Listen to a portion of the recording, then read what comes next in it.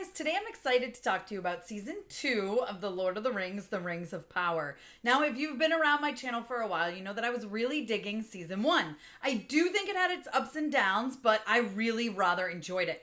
I know there's a lot of exposition there was a lot of character building and a lot of world building, but that's necessary with such a massive show like this. There's so many characters. Well, now I have seen the first 3 episodes of season 2. They come to Prime Video tomorrow with a 3-episode premiere and then weekly episodes all the way up until all 8 episodes release. So this review is based solely on those first 3 episodes. I got them actually a few weeks ago and I've watched them more than once. So I've got to say, I really love how this season is starting. And as someone who was, like I said, a fan of the first season, I really enjoyed it. This season is better. And so far, right? I can't say that it's not going to all crumble after the first 3 episodes, which it definitely could, but I really don't think that's going to happen. These characters have been built already. We know them. These worlds, these lands, all of this, we know it all, and now we are really diving into the nitty-gritty of it. So episode 1 really focuses on Sauron, right? He was exposed at the end of, or really exposed himself, kind of. That sounded bad, but you know what I mean. At the end of season 1, we know who he is, and they know who he is. Galadriel knows who he is. Like, people get it. They know. Maybe word hasn't completely spread, but they know. So we are able to really focus on his backstory at the beginning of episode 1, and I love that. I love that we were able to get into that, and then Prime Video's like, okay, we're done with exposition. Let's move forward. And it does so well. We have some great action sequences. We have a lot of intense stuff. There's some fun moments. We are into what I love about a series like this, and that is the politics of war, right? Think Game of Thrones. We are having this. People are conniving. People are manipulative. People are not. People are naive. People are really trying to just figure out what's going on, right? We have these rings. We know they're powerful. What are we doing with the future? And I don't want to give too much away, even though we kind of know what happens, right? But the way that this is done so well. And of course, it's also visually stunning, just like the first season was. They have to address certain things. We all know a certain character isn't coming back. Actor isn't coming back.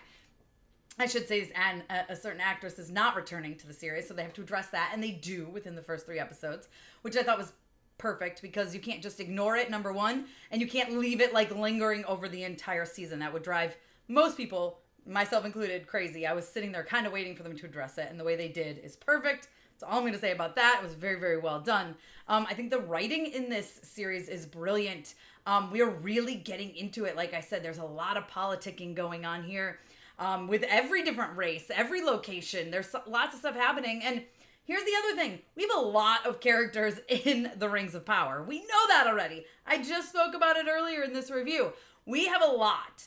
And what season 2 does really well is they don't spend too long with a certain group of characters to where you're like, okay, all right, I'm bored with these people. Like, ugh. You know, they have just the right amount. They give you the information you need, and then they move on to the next group. And that means some characters are not going to be in certain episodes, right?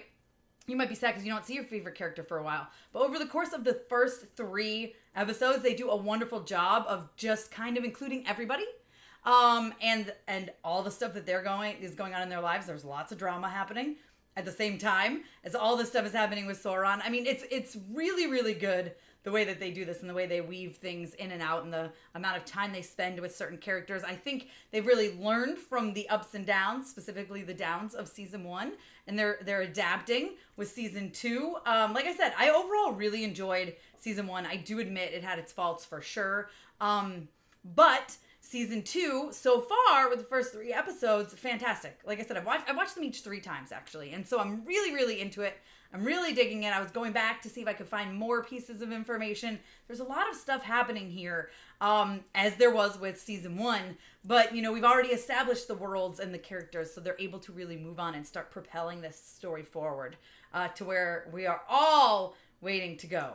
I can't wait to see the next 5 episodes of the season. Hard to rate the season overall, having not seen it, but so far I'm really liking this more than season 1. So that is what I will say. You guys let me know if you are excited for The Lord of the Rings, The Rings of Power. That's a mouthful. Season 2. down below in the comments. Now, if by the time you already got to this review, you've seen those first 3 episodes, they do come out just hours from now.